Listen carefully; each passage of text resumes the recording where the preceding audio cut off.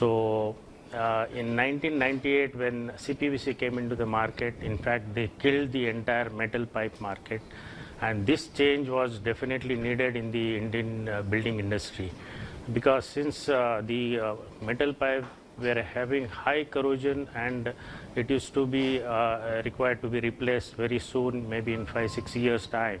And this CPVC pipe has totally changed the entire building industry market at present.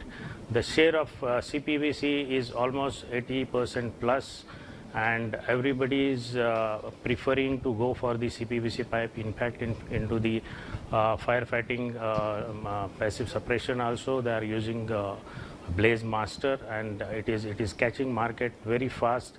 In near future, I think the CPVC is the only product which can cover the entire building industry for the water supply, firefighting, and industrial application of the piping system. Thank you so much.